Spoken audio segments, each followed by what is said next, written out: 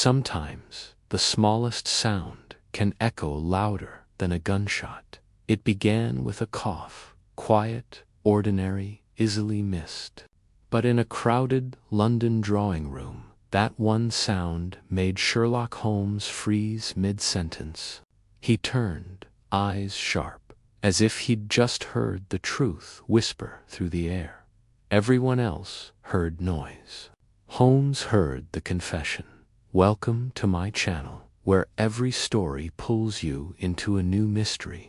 Every case tests your instincts, and every clue brings us one step closer to the truth. In today's case, we'll uncover how a single cough timed at the wrong moment unraveled a perfect crime and revealed a secret no one meant to share. Stay with me till the end, because the truth behind this cough isn't just clever, it's unforgettable.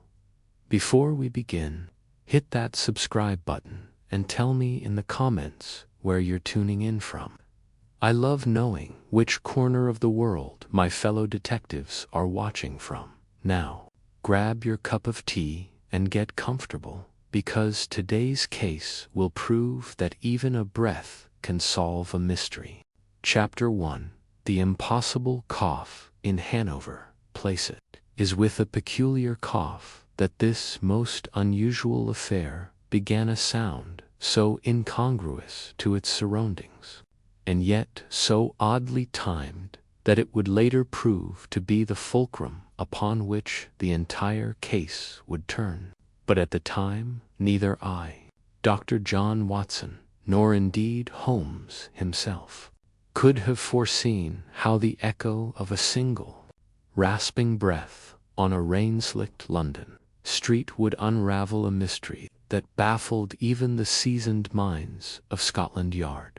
The morning in question was one of those sullen, choking dawns that hang like damp wool upon the shoulders of the city. The fog had not lifted, but merely folded into itself, hugging the streets and swallowing up the gaslight until even Baker Street seemed half a dream. I had just returned from an early walk, an attempt to drive away a headache brought on by too many hours poring over medical journals, when I found Holmes standing by the window of our sitting room, peering with unusual intensity into the gray veil beyond. "You heard it too, I presume?" he asked, without turning. "Heard what?" I replied, shrugging off my overcoat. He pointed with his violin bow. "A cough. From that direction, Hanover Place. A singularly unpleasant one, deep in the lungs but suppressed, as though the owner feared to draw attention." "London is full of consumptives," I said, amused. "Surely you don't find illness worthy of observation now?" "It was not the cough, Watson," Holmes said, finally turning, "but the silence that followed. A carriage halted. There were no horses, no driver. Yet it stopped, and someone stepped out. Then nothing. No further sound, and the cough. Mark my words, it was deliberate." I raised an eyebrow. "Perhaps a rendezvous?" Holmes nodded absently, then moved to the table and picked up a telegram. "It appears Lestrade has beaten the morning fog to our door," he said, handing it to me. "Urgent. Sir Marcus Dellinger found dead at Hanover Place residence. Study door locked from inside. Nitrogen monoxide, immediate assistance requested. Minus Lestrade, Hanover Place." I repeated, slowly. "The very street of your mysterious cough." "Exactly," Holmes said. "Cochinson's is a stranger I trust only when he wears a mask. Come, Watson, our morning's entertainment awaits." The residence of Sir Marcus Dellinger stood near the end of a narrow cul-de-sac, nestled behind thick hedgerows and wrought iron. By the time we arrived, Lestrade and 2 constables were already stationed at the gate. The inspector's face was drawn and unusually pale. Despite his years of facing London's most macabre scenes, a locked room this time. Holmes, he said, before Holmes could ask. No broken windows, no forced entry.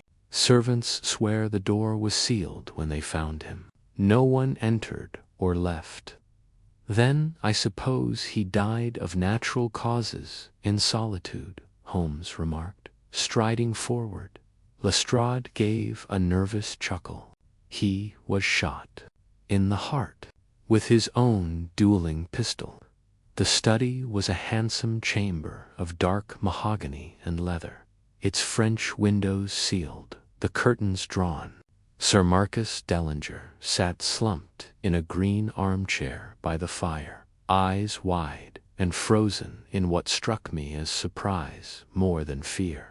The weapon lay on the floor beside his hand, but its position seemed oddly intentional. Holmes moved without pause, brushing past Lestrade and kneeling beside the corpse. Rigor has begun, he murmured, but only just. Death within the past 2 hours, I'd say, Watson. I confirmed his estimation. Holmes examined the Dora solid oak frame with a heavy brass latch. Bolted from within, you said. Lestrade nodded and demonstrated. Took 2 men to force it. Holmes studied the bolt. Interesting. No splintering. The force was applied precisely at the joint. Someone knew exactly where to strike. As he paced the room, his gaze lingered on a half-smoked cigar, a scuffed patch on the rug, and the faintest trace of ash on the windowsill. There's a draft, he said softly, and yet all windows closed. He moved to the fireplace, where a sheet of notepaper curled in the grate, blackened at the edges. Holmes retrieved the remaining fragment with tongs. Anything legible? I asked. Holmes shook his head. Just the letter M, though I suspect it's not for Marcus. He turned his attention next to the desk, where an unopened bottle of Madeira stood beside a single glass untouched. On the blotter lay a clean sheet, but Holmes lifted it and held it to the light, revealing a ghostly indent of writing. A message written, but never sent, he said. I shall use the iodine trick shortly. At that moment, a sound drifted in from outside, a low, rattling cough. Holmes stiffened. There it is again, he whispered. Lestrade looked baffled. What? But Holmes had already moved to the window, drawing the curtain aside. No sign of the source, he said. But it is not the cough of illness, Watson. It is a signal. A calculated one. The household staff, 2 maids, and a valet were quickly assembled in the drawing room. Each looked appropriately shaken, though the valet, a square-jawed fellow named Harper, was sweating profusely. Who discovered the body? Holmes asked. I did, said the older maid, her voice trembling. At 7:15. The door wouldn't open. I fetched Harper, and he forced it. Did Sir Marcus receive visitors last night? Harper hesitated, then nodded. Yes, around 11. A Mr. Henry Bascom. Said he was a cousin. Did you see him leave? No, sir, Harper said. He must have gone out quietly. Holmes fixed his gaze on the man. Or not at all. Back at Baker Street, Holmes sat deep in thought, his long fingers steepled beneath his chin. The cough, he said at last, was not random. It was a code, meant to announce presence without being seen in the sealed room. An illusion, Watson. One constructed for our benefit. I stared at him. But what of the pistol, the bolt, the missing visitor? All threads of the same tapestry, Holmes said with a gleam in his eye. And every thread, Watson, has begun to unravel. From a single cough. Chapter 2. The visitor from the yard that same evening. after a gray day of steady drizzle and deepening fog. I found Holmes precisely where I had left him, seated cross-legged upon the divan, the air thick with shag smoke, and the blackened fragment of the fireplace note resting beside him like an unanswered question. I had taken it upon myself to pen a few brief notes regarding the condition of Sir Marcus' remains, more out of habit than any belief I could contribute anything of value to the case. Holmes had barely stirred for hours, save for the occasional raising of his brows or a sudden mutter of "No, too soon for that." The man had entered one of his deep contemplative states, a condition I had learned not to disturb, save for reasons of medical urgency or fire. But the knock at the door at 6:30 roused even Holmes from his intellectual fog. It was brisk and familiar. 2 short raps, a pause, then a longer one. "Lestrade," Holmes said without glancing up, punctual, persistent, and not particularly pleased. Mrs. Hudson ushered in the inspector, who entered with his coat damp and an expression of restrained agitation. He made straight for the hearth without greeting. "Well, Mr. Holmes," he said at last, turning to face us, "you saw it all for yourself. Locked from within. No signs of entry. The man's pistol at his side. You'll have a devil of a time convincing anyone it wasn't suicide." Holmes smiled faintly. "Suicide committed with the door bolted from the inside and no powder burns on the shirt. Lestrade, your hypothetical corpse is tidier than your real one." Lestrade's nostrils flared. "We can't all conjure ghostly coughs into evidence, Holmes." "Ghosts do not cough," Holmes replied serenely. "Nor do suicides bolt their own doors and then shoot themselves in a fashion requiring an impossible angle of entry." "Then what's your theory?" "I don't deal in theories. I deal in certainties, inconsistencies." Holmes gestured toward the fireplace where the remains of the note still curled like a scorched petal. "You saw the paper fragment." "I did. And the blotter on his desk." Lestrade hesitated. "A blank sheet? What of it?" "Not blank," Holmes said, rising. "Merely uninked, Watson. I passed him the iodine solution we had prepared earlier that afternoon." With the gentlest care, Holmes brushed it across the underside of the notepad page. Gradually, faint letters rose from the surface, like secrets returning from the grave. Holmes read aloud, "He knows." The visitor coughed 3 times. He looked up now. "Lestrade," Holmes said quietly, "tell me again that the cough is irrelevant." The inspector stared. "Coded communication." "Obviously," Holmes replied. "The message was meant for Sir Marcus alone. A signal from an accomplice, or an adversary likely the same man. In truth, Sir Marcus had no time to send the warning before he was silenced." Lestrade ran a hand through his thinning hair. "Well, it's still a dashed riddle. No one saw the man arrive, and no one saw him leave. And yet," Holmes said, returning to his chair, "he was heard. I suggest you assign a constable to question the nearby tobacconists and chemists. That cough was distinctive. Not a natural one, but force perhaps even created with the aid of a substance." Lestrade took this down quickly in his notebook. "And what of this Bascom fellow, the supposed cousin?"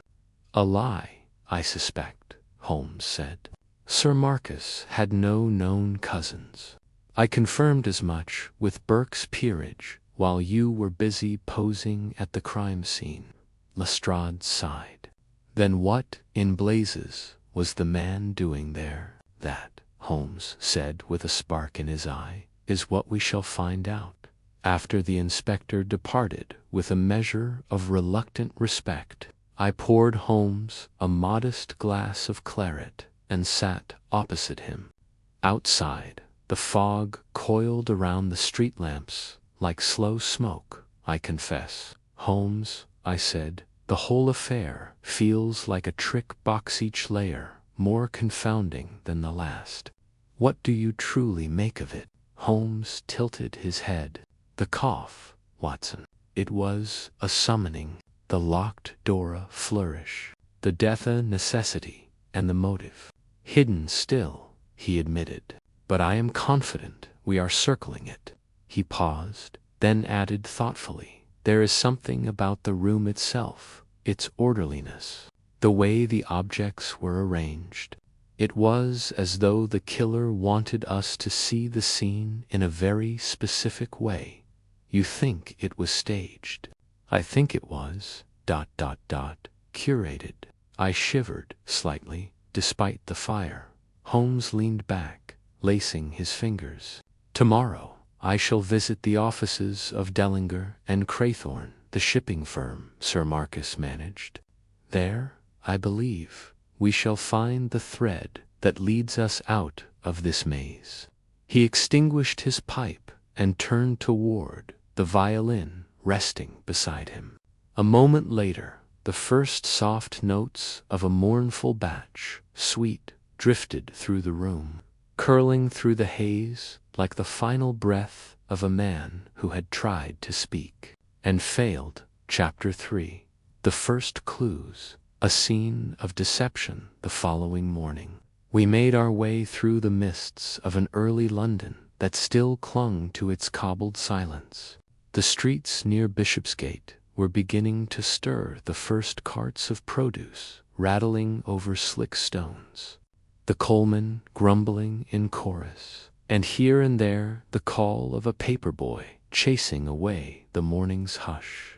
Holmes walked briskly beside me, hands clasped behind his back, his eyes distant. "Do you suppose Sir Marcus was killed for a matter of business?" I asked. Holmes gave a thin smile. "In a murder as theatrical as this, the cause is often quiet and bureaucratic."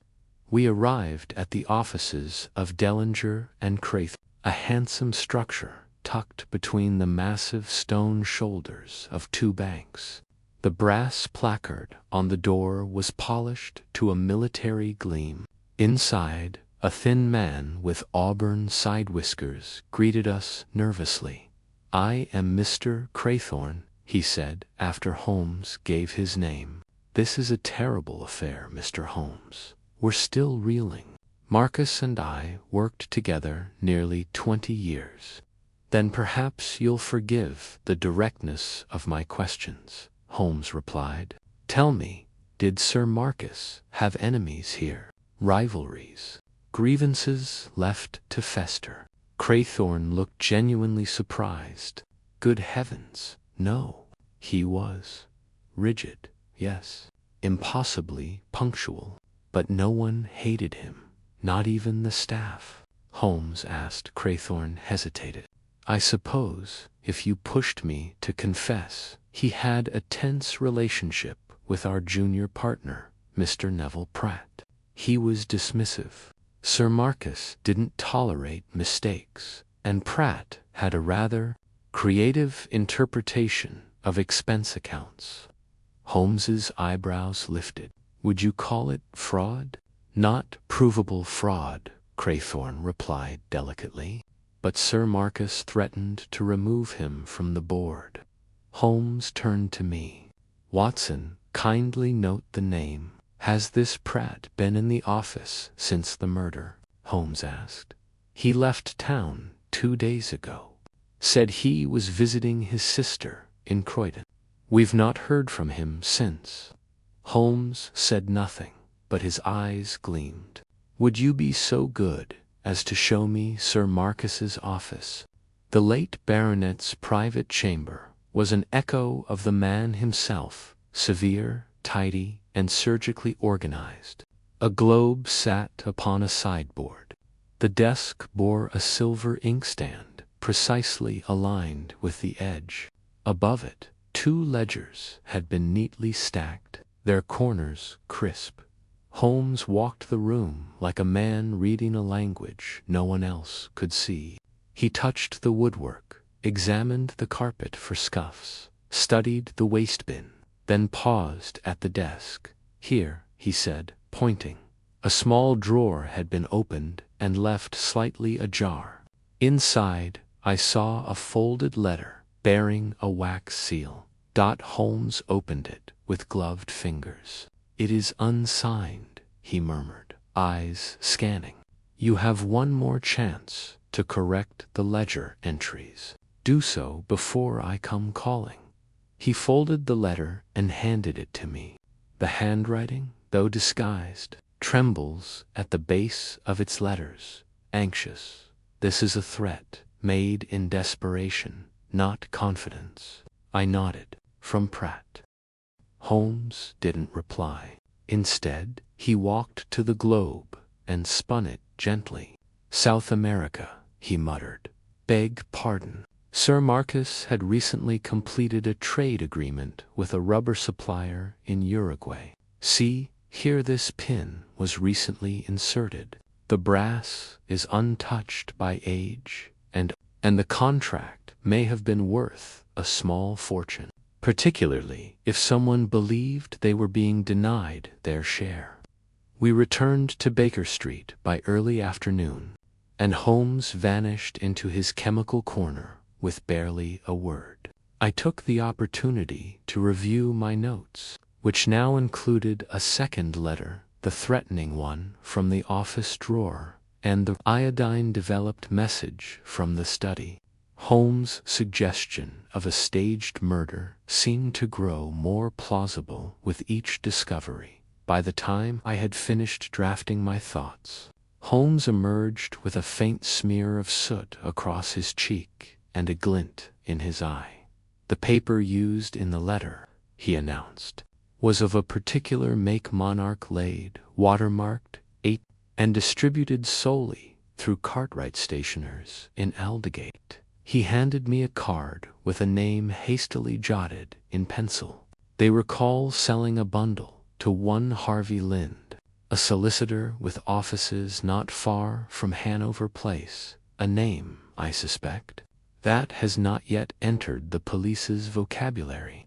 We paid a visit to Mr. Lind's modest practice shortly after. A clerk informed us that Mr. Lind was currently out on business and not expected back that day. Holmes, undeterred, asked to see the register of appointments, and noted that Lind had visited Sir Marcus, addressed 3 nights ago on the very evening of the murder. A solicitor visiting a man after dark, unrecorded and unannounced, Holmes said as we left. "What does that tell you, Watson?" "That he was acting unofficially." Holmes nodded. "Precisely. Now ask yourself, who employs a solicitor in secret, and why would such a man need to send a signal by coughing?" That night, as we settled once again into our sitting room, Holmes prepared 2 cigars, one of which he passed to me with unusual gravity. "Watson," he said, "we stand at the edge of something tightly woven. There is fear in this crime, yes, but more than that, strategy. Every move made in that study was crafted to deceive." "Deceive whom?" "Us," he said quietly. "And Sir Marcus may have known it was coming." I stared at him. But if he knew, why not escape it? Holmes's gaze drifted toward the fire. "Because sometimes, my dear Watson, a man carries too much pride, or too many secrets." And as the clock struck midnight, I couldn't help but think that the cough which began this case was not merely a sound, but a cipher, waiting to be broken. Chapter 4. The Gathering of Suspects. 'T was upon the second morning following Sir Marcus Dellinger's death that the tangle of figures orbiting the case truly began to surface. The murder had already made its way into the lesser columns of the Evening Standard, described as a curious death of respectable gentry, though the press, bereft of any scandalous angle, was left chasing whispers in club halls and banking houses. Holmes, however, was far from idle. He had dispatched 3 separate telegrams before breakfast, and sent a boy from the butcher's to retrieve records from Somerset House by 10 o'clock. Our sitting room resembled a small courtroom, with chairs arranged for those summoned, and a kettle whistling furiously in defiance of the coming storm. Lestrade was the first to arrive. He entered with his usual briskness, carrying a thin folder of notes and a marked weariness in his step. "You've filled my morning docket, Holmes," he muttered, seating himself without preamble. "We've questioned the solicitor, the clerk, and the postman, and I've brought you this." He passed over a handbill with a faded photograph, turn-jawed and bespectacled Harvey Lind. Lestrade said, "Solicitor, little to his name, save a gambling debt and a wife who left him last May."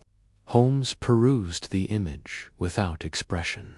A man with little reputation and less to lose. Curious company for a baronet. Soon after, 2 further guests arrived. Neville Pratt, the junior partner who had supposedly fled to Croydon, and Mrs. Judith Felton, Sir Marcus's housekeeper of 8 years. Both had received Holmes's summons by special courier the previous afternoon. Pratt appeared every inch the embattled businessman. He wore a finely cut coat with frayed cuffs and carried a tension about his shoulders like a pressed collar. His eyes darted constantly, never settling for long. "Mr. Holmes," he said, gripping the offered chair as though fearing it might collapse. "I came as quickly as I could. I swear I only learned of Sir Marcus's death this morning." Holmes gestured for silence and turned to Mrs. Felton. She was a tall woman, unsmiling, with eyes the color of tarnished brass and a manner more suited to managing a barracks than a townhouse. "You discovered nothing unusual the day before the murder?" Holmes asked her directly. "Unusual?" she sniffed. "Sir Marcus's entire life was unusual, sir. Took his meals, standing, slept exactly 4 hours, and dismissed every servant under 30 as a potential spy." Watson suppressed a smile. Holmes did not. "Did he mention anything of visitors?" Mrs. Felton's brow furrowed. "He was expecting someone late that night. Wouldn't say who. Just told me to ignore any coughs if I heard them." Holmes's eyes glinted. "Indeed." Neville Pratt, growing visibly more nervous, fidgeted with the edge of his sleeve. "If this is about that letter found in his drawer," he blurted, "it wasn't mine.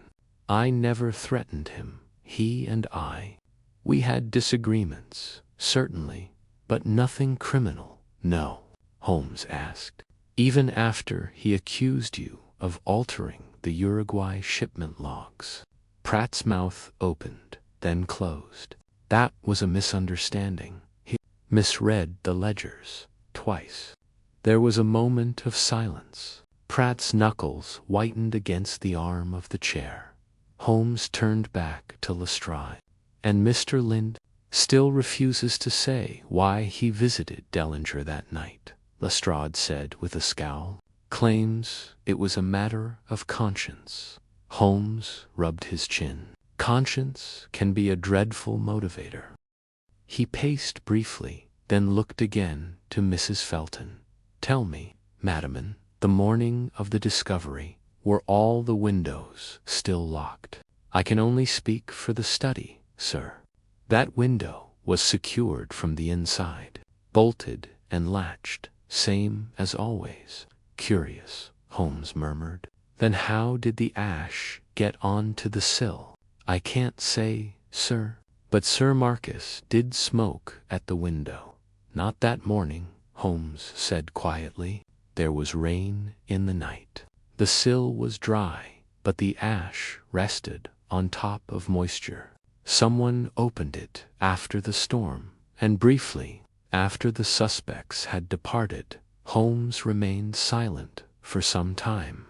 He stood by the fire, gazing into the embers as though seeking answers in their flicker. You noted it, he said at last. What? Mrs. Felton's statement. She was told to ignore any coughs, plural, that matches the blotter. Message. The visitor coughed 3 times, a code agreed upon in advance, and Sir Marcus knew to expect it, I said. Holmes nodded. But what else did he expect? A threat, a bargain, or simply judgment? He turned and retrieved a scrap of newsprint from his desk drawer. This arrived this morning. An advertisement placed in the Times, appearing on the same day as Sir Marcus's death. I read it aloud. MD, the terms are no longer negotiable. If silence remains your answer, the ledger shall speak for you. H.L. Harvey Lind, I said. Or someone pretending to be him, Holmes replied. But in either case, we now have 4 suspects: Lind, Pratt, Mrs. Felton, and the unknown visitor who left no trace but a cough. And your theory? Holmes shook his head. No theory yet, Watson. Merely threads. But somewhere among them lies the noose. That evening, as fog returned to curl around the eaves of Baker Street like a silent conspirator, I found Holmes once again by the window. He was listening not to the street, but to the spaces between sound. You hear it, Watson? He asked. I joined him. I hear nothing. Exactly, he whispered. And in that silence lies the next clue. Chapter 5. First Suspects. The red herring. It was the 3rd day since the peculiar death of Sir Marcus Dellinger, and already the machinery of public conclusion had begun its ponderous turning. The newspapers now printed confidently that the man had either taken his own life under financial distress or been the victim of some long-standing personal enmity. Scotland Yard, emboldened by its own narrative, had turned a keen and narrowing eye toward the most obvious candidate. Mr. Neville Pratt. Holmes, however, remained unconvinced. We found ourselves once again in Lestrade's company that morning, seated in the inspector's office at Scotland Yard. The walls were lined with cabinets, and the air thick with the scent of damp parchment and pipe smoke. Lestrade stood by the window, arms crossed, clearly expecting argument. Look here, Holmes, he said. We've got motive, means, and opportunity. Pratt stood to lose his post. He's known to have doctored accounts no small sum either. And we have a letter, a thinly veiled threat, found in the deceased's private drawer. Holmes leaned back in his chair, fingertips pressed together. Let us examine your trinity of guilt. Motive, I concede, is plausible. Means, not impossible. But opportunity. He tilted his head. You say he left for Croydon the night prior to the murder. Lestrade raised a brow. He claims he did, and you have confirmed it. We've spoken to his sister, Lestrade said defensively. She confirms his arrival just after midnight, which would place him in Croydon at the approximate time of the murder, I said, assuming her memory is sound. Holmes tapped his finger against the armrest. Sir Marcus was killed between 7 and 9 in the morning. If Mr. Pratt arrived in Croydon at midnight, that places him back in London at precisely the time of the crime. Lestrade frowned. But the trains begin before dawn, Holmes interrupted. The 5:12 from Croydon arrives at Victoria by 6:04 with a cab and fair weather. He could have reached Hanover Place well before 7 o'clock. Too calculated, Lestrade said. Too exact. Holmes's smile was thin. Murder, my dear Lestrade, often is. By early afternoon, Holmes had managed to secure access to the Dellinger office ledgers, the same volumes that had caused friction between Sir Marcus and his junior partner. We examined them in silence at the firm's back room, Holmes flipping pages with clinical precision. It was not long before he halted, finger resting lightly on a single line. "Watson," he said, "note the ink here." I leaned over. "It's paler than the rest." "Correct. Entries made in haste and likely in low light. Now observe this export discrepancy. Uruguay shipment, April 3rd. Pratt's initials beside it. But look closely." I squinted. "Those aren't They're H.L. Harvey Lind," Holmes murmured. "The solicitor. But what would he be doing inside the firm's private books? I thought he had no business ties to Sir Marcus." Holmes shut the book. He lied. "And that, Watson, brings us to the first suspect worth chasing."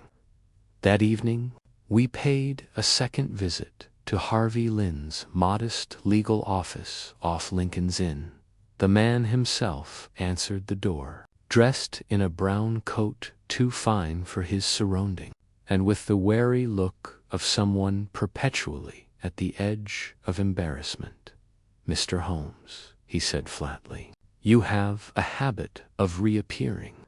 "Mr. Lind," Holmes replied, "I have a habit of returning to the scent of untruth." Lind ushered us inside with visible reluctance. The interior was spare bookshelves, a cracked globe, and a desk to clean for honest work. "I understand you visited Sir Marcus 2 nights before his death." Holmes began without ceremony. "I did," Lind said. "It was a private matter." "Your initials appear in the firm's ledger," Holmes said, drawing the book from his satchel and opening to the marked page. "Can you explain?" Lind's face paled. I was asked to review financial agreements for a client. Nothing more." "And the threat?" Holmes asked, producing the unsigned letter found in Dellinger's desk. "Also part of the retainer." Lind hesitated. "I had nothing to do with that." Holmes stepped forward, voice like flint. "You placed a notice in the Times. The ledger shall speak for you." An oddly poetic flourish for a man insisting on legal routine. Lind's composure cracked. "He owed money," he blurted. "Not to me directly, but to a third party. I was to arrange settlement. When he refused, I warned him." And the cough. Lind froze. I don't know what you mean." Holmes turned to me. "He's lying, Watson. Is it a crime to cough now, Mr. Holmes?" Lind snapped. Holmes said nothing. Instead, he reached into his coat and withdrew a sealed envelope. "This, Mr. Lind, is a warrant. Scotland Yard will take you in for questioning. I suggest you use that time to consider whether silence will serve you better than truth." Outside, in the brisk night air, I turned to Holmes. "So Lind is our man?" "No," Holmes said simply. "But he knows who is." "Then why arrest him?" "Because, Watson, some lies require confinement before they will give birth to the truth." We walked on in silence, the street lamps flickering behind the veil of new fog. Somewhere behind us, a door shut with the weight of guilt. Chapter 6. The secret clue. A hidden inconsistency. Though Lestrade had no objection to Harvey, Lynn's temporary detainment. The man's duplicity with the ledger had irked even his bureaucratic patience. Holmes remained uncharacteristically subdued as we returned to Baker Street that evening. He sank into his armchair without a word, his gaze fixed on the fire as though it, too, might be concealing a miswritten figure or a whispered confession. "You are not convinced," I said after some moments, pouring out 2 measures of brandy. Holmes accepted his glass, but his fingers did not warm around it. "Lynn is frightened, yes, but not the kind of frightened one finds in murderers. His deception was transactional, not emotional. He is shielding someone, but whom and why?" I set down my notebook. "Perhaps the same man who coughed." Holmes gave the barest of nods. "And perhaps not. What troubles me most, Watson, is the fire. The fire. In Sir Marcus's study, there was a modest flame, you remember, barely sufficient to burn the note we found. The paper was charred, yes, but the poker beside it was cold." I frowned. "Suggesting the fire had not been stoked." "Precisely. And yet Sir Marcus was an obsessively precise man. Would he have let a fire go untended on a damp April morning? Would he not have poked the coals, or ordered fresh fuel? Unless," I said slowly, "he did not light it himself." Holmes leaned forward. "Exactly. And if he did not, then whoever did so for a purpose." By the following morning, Holmes had sent another telegram, this one to a chimney sweep contracted by the Dellinger estate. We received a reply within hours, hand-delivered by a lad who looked half-frozen by the wind. Holmes read the note aloud. "April 5th. Flew last serviced March 22nd. No additional sweepings scheduled. No faults reported. P.R. City Sweep Co." He set the paper down. "No soot, no clogs, and yet the fire burned oddly. I should like another look at that hearth." "Are we visiting the house again?" I asked, setting aside my breakfast. "Indeed, but not to speak with the staff. Today we examine the structure." We arrived at Hanover Place just past midday. The constable on duty allowed us entry without question, having grown accustomed to Holmes's authority in these matters. The study had been kept undisturbed, save for the removal of the body. Holmes moved at once to the fireplace. He crouched beside the grate, drawing a small magnifier from his pocket, then reached into the ashes with gloved fingers. He sniffed them, then rubbed a trace between thumb and forefinger. "Unusual," he murmured. "Charcoal, mixed with oil residue. Do you see the pale glitter?" I knelt beside him. "Yes, barely. Like crushed glass." "Not glass. Potassium nitrate.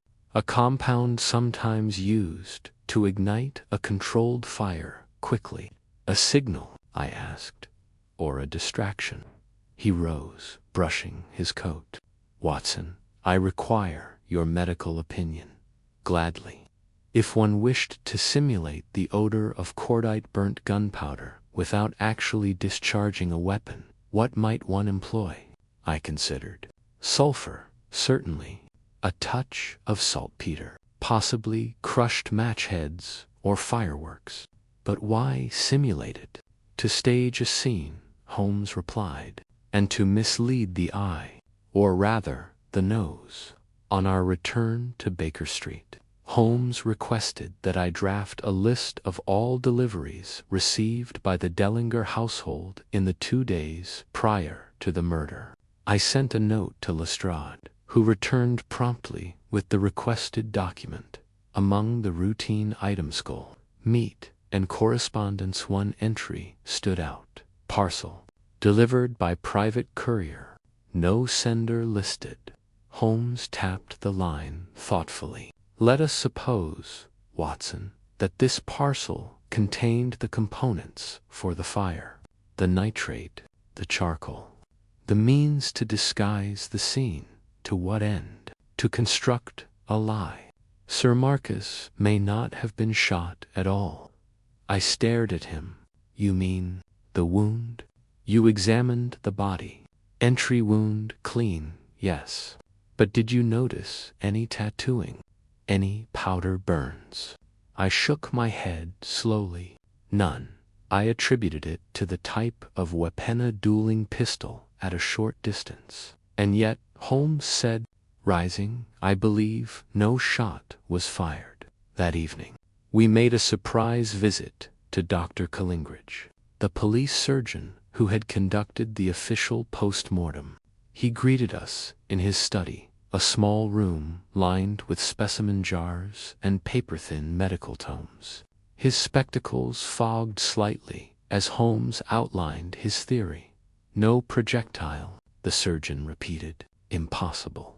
There was a puncture wound precisely at the heart. Holmes steepled his fingers. What if the wound was created post-mortem, or by another means? A narrow implement, an ice pick, say, Dr. Collingridge considered.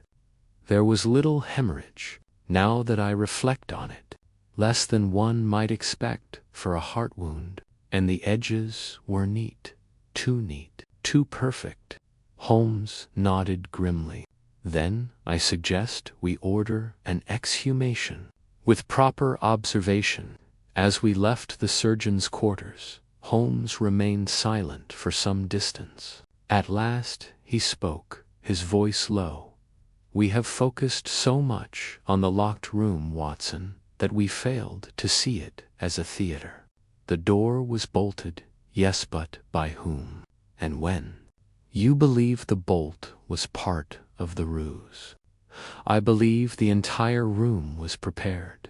A set, a stage, and the audience was us. I shivered, despite my coat. But to what end? Holmes glanced upward, into the rolling fog. That, Watson, is what we are about to discover. But mark me, what was burned in that fire was not just paper, nor misdirection. It was identity.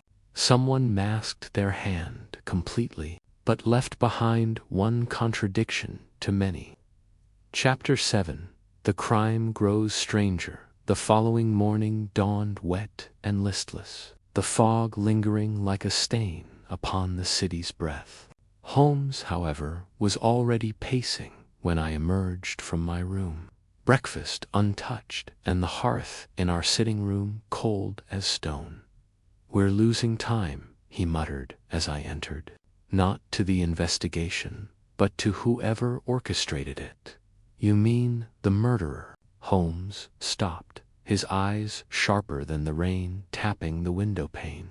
I mean the designer of this illusion, Watson. For I am more and more convinced we have not merely encountered a crime, but a performance. Then we must discover its author. Holmes gave a thin smile. Precisely. We arrived at Scotland Yard just past 11, summoned by a terse note from Lestrade. The inspector met us with a folded newspaper in one hand, and a look that sat uneasily between triumph and disquiet. They found another one, he said simply. Another what? Holmes asked. Body. Lestrade laid the newspaper open on his desk. The headline read, Mysterious Death in Lambeth. Solicitor found strangled in boarding room. Holmes's eyes narrowed. Who? Name of Timothy Weller, Lestrade replied.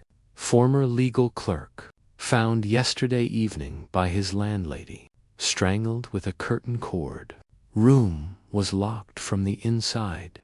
A second sealed room, Holmes murmured. I glanced between them. Was he connected to the Dellinger case? Lestrade handed Holmes a folded page. Weller worked under Harvey Lind, 6 years.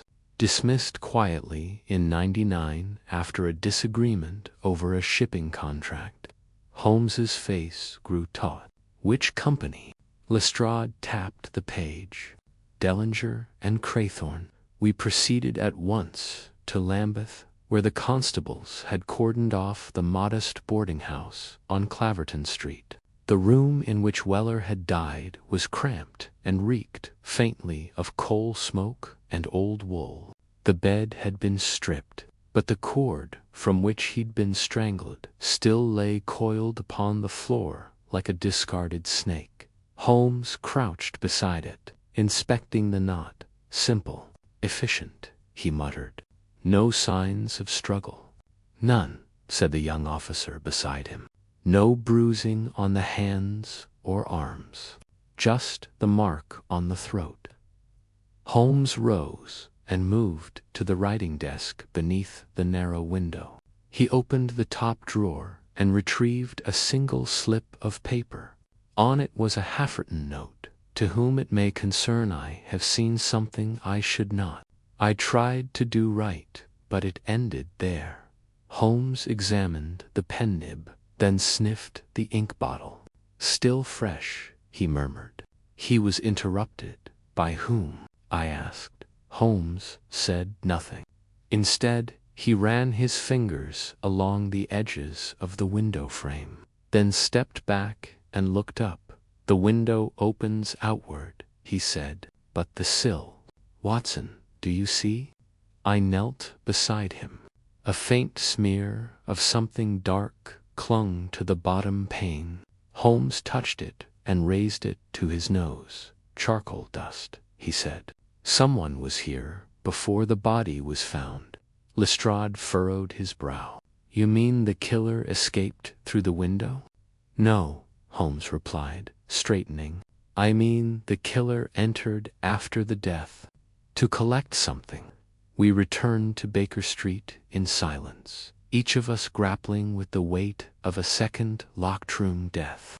Holmes vanished into his bedroom for a full hour, emerging with his coat already on and a quiet urgency to his stride. Come, Watson, he said, we're going back to the beginning. That evening, we returned once more to the Dellinger home. Mrs. Felton, though surprised by our reappearance, gave no protest as Holmes made directly for the study. Have the locks been altered since our last visit? He asked. No, sir, she replied, not touched, and the room has remained closed entirely by your orders. Holmes nodded and entered. The scent of dust and burnt paper lingered faintly, though the fire had long gone cold.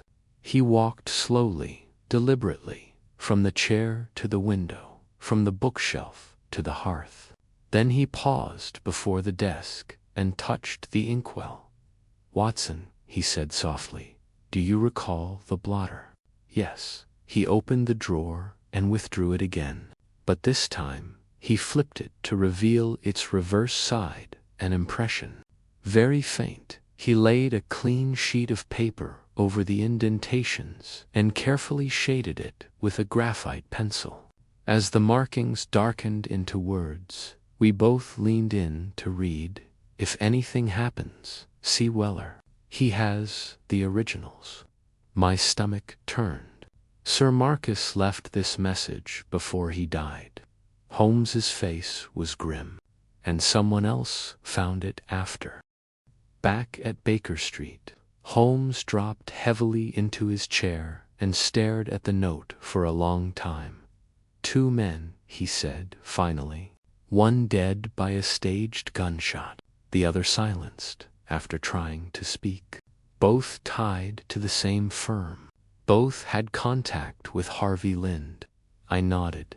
Then Lind is not the killer, Holmes interrupted. He is the tether, the rope that binds each of these players to something larger.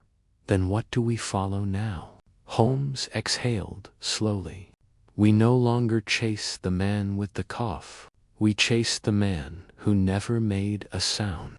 He leaned forward, eyes catching the firelight. There is someone watching this game unfold. Someone who ensured both victims were isolated. Someone who knew about Sir Marcus's fire and Weller's silence. A shadow we've not yet glimpsed. I sat down slowly, my thoughts racing. Then what now? Holmes turned his gaze out the window, where the street lamp flickered against the ever-thickening fog. Now, Watson, he said, we bait the stage. Chapter 8. Holmes tests a theory. It was rare to see Holmes admit uncertainty, but rarer still to see him lean into it, drawing the veil tighter in order to glimpse the contours of its shape.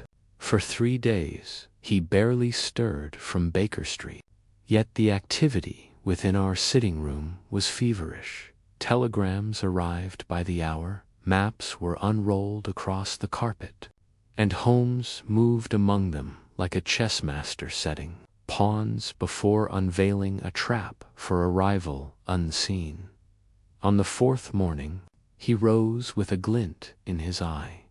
The time has come to disturb the calm, he said, donning his coat with deliberate flair. Today, Watson, we bait a whisper. Whose whisper? The one who never coughed. We began by returning again to the offices of Dellinger and Craythorne. Mr. Craythorne, ever the proper businessman, greeted us in the front hall with a weary dignity. More questions, Mr. Holmes. Holmes bowed slightly. Fewer than you expect, but heavier than you might like. I require access to the private correspondence files of the late Sir Marcus Dellinger, everything marked confidential, dated within the last 2 months. Craythorne hesitated.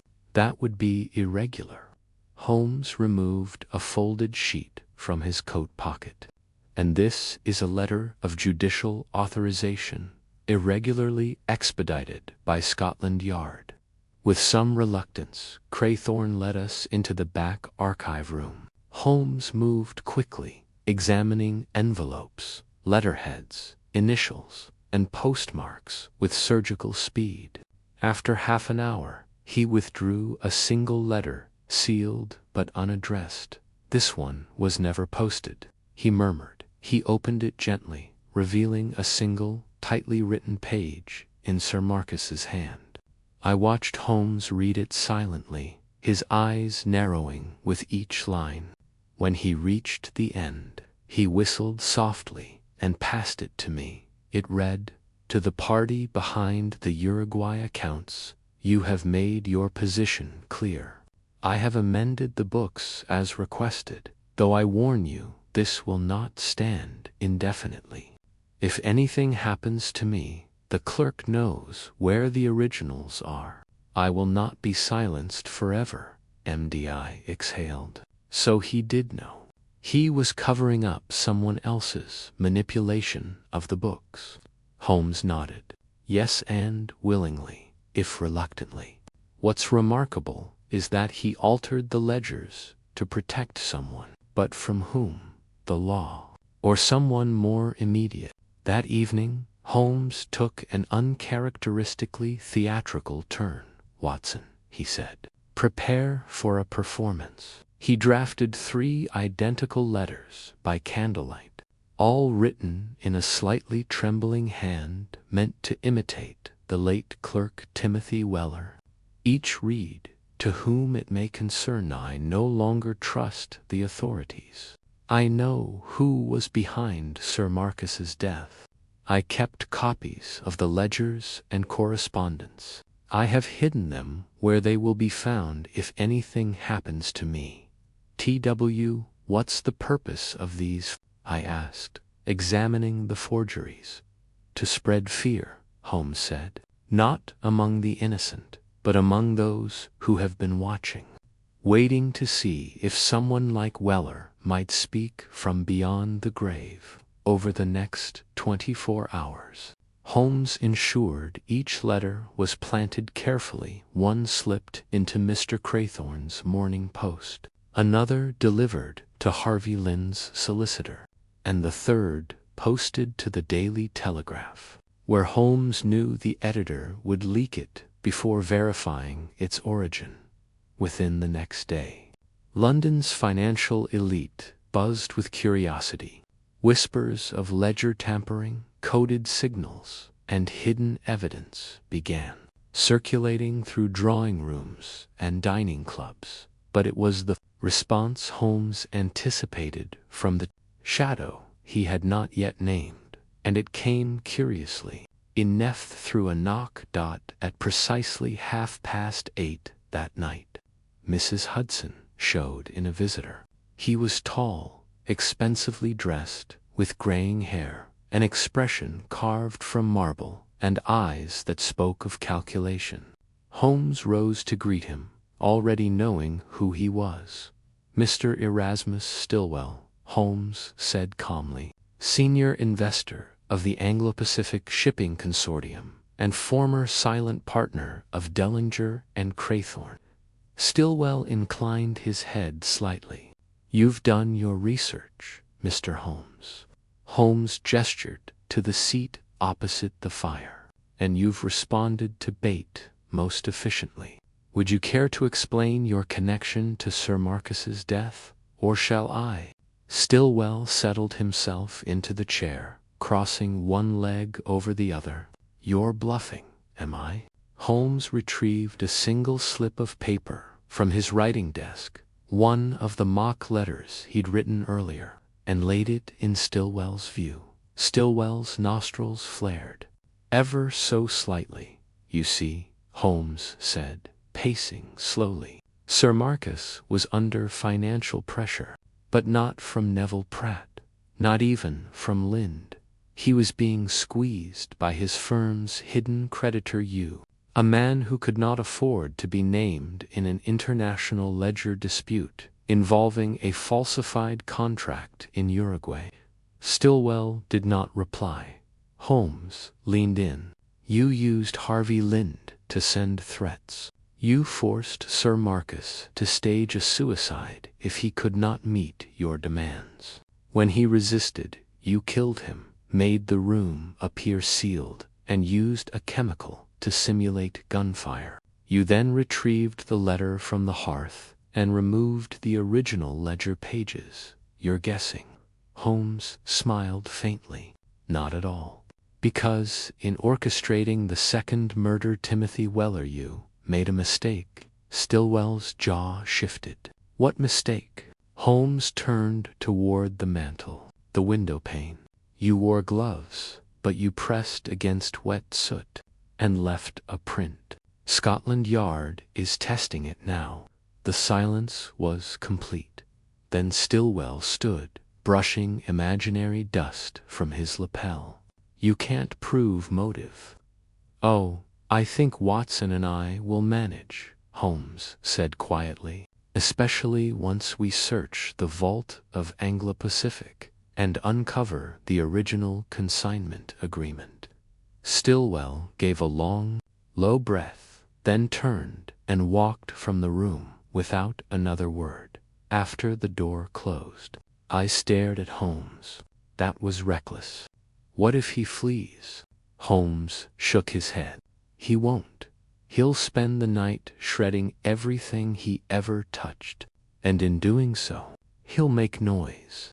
Noise Scotland Yard is now listening for." "I'm never sure," Holmes said, smiling faintly. "But when you rattle a serpent's nest, Watson, you must be ready for the strike." Chapter 9. A second attempt. The culprit strikes again. That city of silence and whispers held its breath as Holmes' trap slowly tightened around Erasmus Stilwell. The forged Weller letters had stirred the undercurrent of fear Holmes had hoped for, and now the game had grown desperate. The serpent, as Holmes had predicted, would strike again, but neither of us expected the bite to come quite so soon, or quite so close. It began the following morning with a telegram to S. Holmes, 2-1 B, Baker Street, From Lestrade, Scotland Yard. Alert. Pratt attacked in his flat, unconscious, but alive. Nothing stolen. No signs of entry. Strangulation attempt failed. Possible match to wicker cord. Send word. Holmes read it once and then twice, his expression sharpening with each pass. The serpent has moved from silence to teeth, he murmured. Do you believe it was Stillwell? I asked as I dressed. I believe, Holmes said, already fastening his collar, that Pratt knows something, and someone wants him prevented from remembering it. Pratt's flat was located above a tailor's shop in Bloomsbury, modest, but well kept. When we arrived, Lestrade was already there, hat in hand, pacing beside a pale-faced constable and an agitated landlady. Holmes moved directly to the bedroom, where Pratt lay with a bandage about his throat, but only just. Holmes stepped softly beside the bed and leaned close. Mr. Pratt, he said gently, you were nearly strangled last night. I need you to think very carefully. Did you see your attacker? Pratt's eyes fluttered. He wore gloves, he rasped, black, like tar. Face covered. Holmes nodded. Did he speak? A pause, he said. No more loose ends. Pratt closed his eyes again, visibly exhausted. Holmes rose, face unreadable. No forced locks, Lestrade said behind us. Nothing broken, not a thing taken. Holmes surveyed the room quickly, because he came not for theft. He came to finish a narrative. He pointed to the bedside desk. This drawer is ajar. Lestrade opened it. Inside lay a folded document, partially burned at the edges. Holmes retrieved it and gently unfolded the pages. The top sheet was a carbon copy, faint and blurry but legible enough. It was a contract bearing the signatures of Dellinger, Pratt, and Erasmus Stillwell. Holmes read it aloud. Agreement to divert export taxes for Uruguay consignment, March 1900. This, he said quietly, is the document Sir Marcus was ordered to suppress, and the one Weller died protecting. Lestrade whistled. So Pratt had it all along.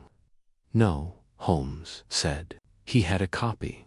The original is still missing.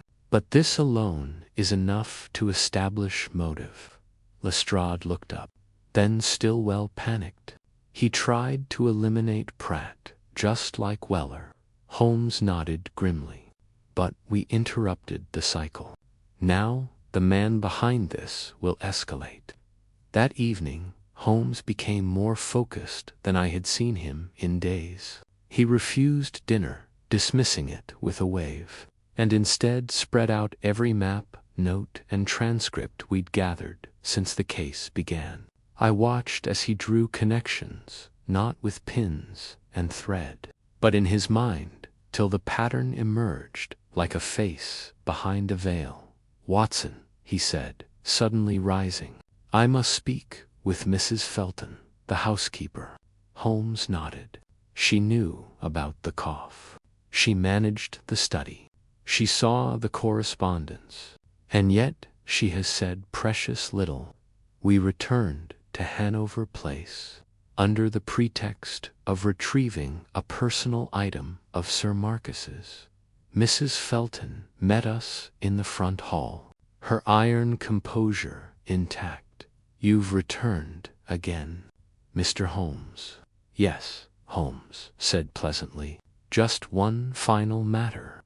He strode into the study and turned to face her. Tell me, Mrs. Felton, did Sir Marcus ever mention Erasmus Stillwell to you? Her eyes flicked, just once, to the side. No, sir, never. Holmes raised a brow. Odd. His name appears on half a dozen invoices stored in the scullery cabinet under your care. She stiffened. I wouldn't know about those.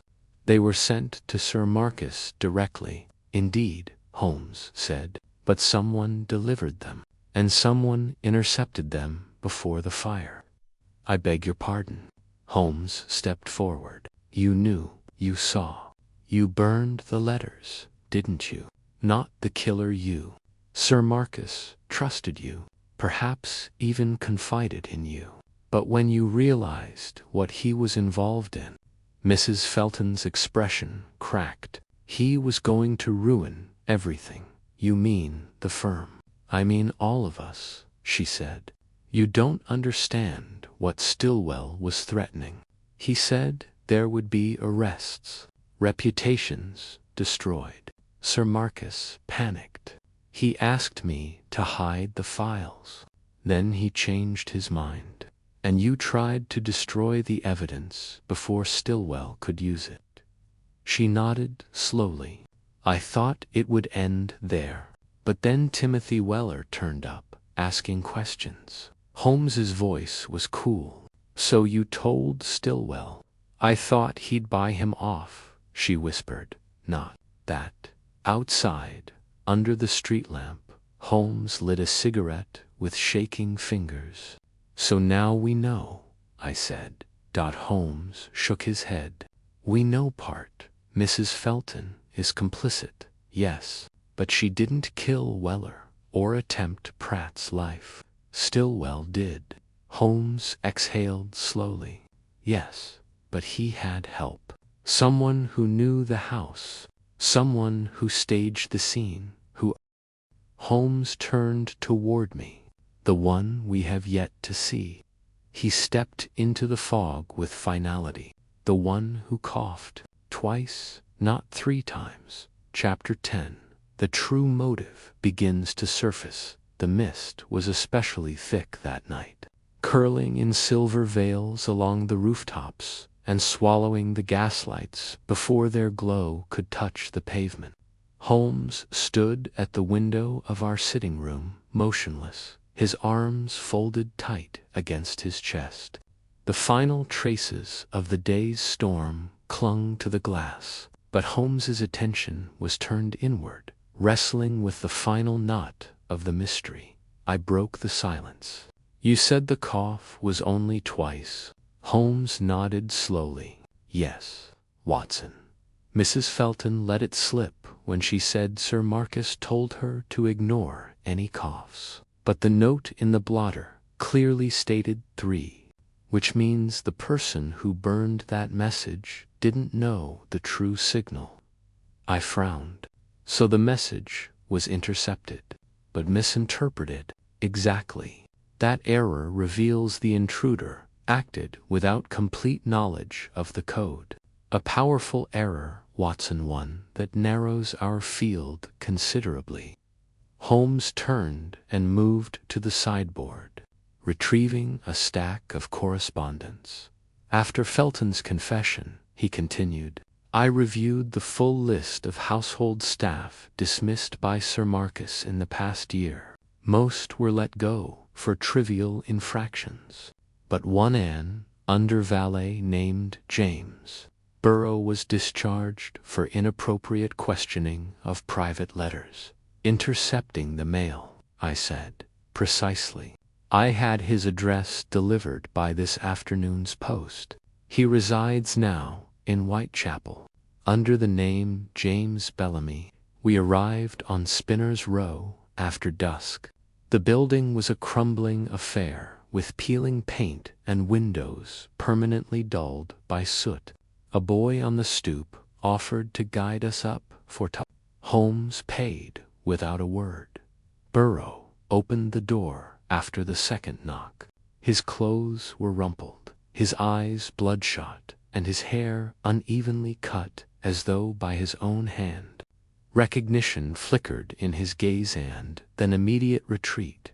Mr. Burrow, Holmes said calmly. Or shall we say, Mr. Bellamy? We've come about a cough. Burrow froze. Holmes stepped forward, voice low and cool. You were discharged for snooping, but you never stopped. You kept watching. Dellinger kept listening. You heard about the ledgers. You intercepted the blotter message, but you misunderstood it. You believed the visitor would cough 3 times, but he never did. Burroughs' mouth opened, but no sound emerged. Holmes continued. You panicked. You came to the house, thinking you could discover the blackmailer and silence him, or impersonate him. You used potassium and charcoal to stage a false gunshot, bolted the door behind you, and left through the window after laying the scene. Burroughs' voice finally surfaced, thin and hoarse. I didn't kill him. I swear to you. No, Holmes said. You didn't, but you made it easier for the one who did. Burroughs sagged against the doorframe. He was already dead when I got there, just slumped in the chair. I thought if I made it look like suicide, they'd stop asking questions. I didn't want the Yard thinking I'd murdered a baronet. You should have come forward, I said quietly. Burroughs gave a bitter laugh. And hang for tampering with a corpse. No, thank you, sir. Holmes studied him. Did you see anyone? Anyone before or after? No one. But there was a smell. Oil and sulfur. Like someone had tried to clean something with spirits. Holmes straightened. A preparation. Stillwell was there before you. Burroughs' face twisted. That man. He was in the house often enough. Thought he could buy the whole lot of us. I wouldn't be surprised if he, Holmes, cut him off with a raised hand. Stay here. We may need you. Back at Baker Street. The final pieces were beginning to slot into place. Holmes laid out the timeline on a single sheet of paper. Each event pinned to its moment. Weller's discovery. The staged fire, the coughs, the false suicide, the second assault on Pratt. He stood above the table, his brow furrowed, and finally stabbed his finger down on one name. Stillwell arranged the finances. Yes, he muttered, but he needed someone within the households, someone trusted who could guarantee access. I hesitated. Felton? No. She burned papers, yes, but she feared exposure. She didn't possess the cruelty for murder. But who else had keys? Who else would know the window bolts, the fire timings? He looked at me, his expression suddenly still. Watson, he said, go to the fireplace. Open the small iron grate behind the ashtray. I obeyed. Behind the grate, tucked into a blackened pocket of the chimney, was a rolled sheet of paper. Holmes unrolled it carefully. Even through the soot, the words were clear. New agreement to replace ledger pages. Concealment of original entries. Fee agreed upon with J. Harper. Harper, I breathed. The valet. Holmes nodded grimly. Dismissed 3 weeks before the murder. He knew the window latch. He knew the routine. He had access to the study at odd hours. He was in on it with Stillwell. At the very least, he was paid to alter the books. But when Sir Marcus refused to destroy the originals, Harper was the only one close enough to finish what Stillwell began. Holmes stared at the parchment. Sir Marcus wasn't shot. He was stabbed, and Harper let Stillwell in through the servants' entrance that night, then sealed the room from the inside before escaping through the flue. A human accomplice, I said, stunned. Not a ghost. Just a man who never coughed. Holmes folded the evidence. The silent ones, Watson, are always the most dangerous. By midnight, Lestrade had Harper in custody. The man cracked under pressure within the hour, revealing his role in allowing Stillwell access, tampering with the scene. and helping dispose of the real ledger entries. Stillwell, upon hearing of the arrest, attempted to flee but was intercepted at Euston Station. He said nothing as the cuffs were placed on his wrists, but the look in his eyes as Holmes approached him said everything: rage, cornered pride, and the helpless certainty of exposure. Later, by the fire, Holmes poured us both a measure of port. "We've nearly reached the center," he said, "but there remains one final act." I raised my glass. "Then let us hear the confession." Holmes nodded, the firelight flickering against his sharp profile. "Indeed, Watson? But I shall give it to them in a room full of suspects. That, after all, is the proper stage." Chapter 11. The Bait. Holmes' grand strategy. The next day passed with a deceptive quiet, though the tension beneath it was palpable. Holmes rose earlier than usual, dressed in his finest charcoal suit, and spent much of the morning seated by the fire with his violin upon his lap, though he played not a note. I knew the signs well. This was the silence before the strike, the calm in which the trap was baited, and every piece arranged to fall into place with final precision at 1:30. He turned to me and said, "Watson, send word to Lestrade. I want all the surviving principals of this case gathered at Hanover Place by 6 o'clock this evening. That includes Neville Pratt, Harvey Lind, Mrs. Felton, and Erasmus Stillwell. I trust the Yard will find no trouble ensuring his attendance. Stillwell will come." "Oh, he'll come," Holmes replied darkly. "A man like Stillwell cannot bear to remain outside the theater when the curtain is rising, especially if he believes the final act might yet be altered." By 6 that evening, the lamps in Sir Marcus Dellinger's study were lit, the chairs arranged in a semicircle facing the fireplace, and the windows bolted tight against the drizzle that tapped against the panes like an impatient conspirator. Holmes stood at the hearth, tall and still as a statue, while Lestrade paced quietly near the door. The guests arrived in sequence.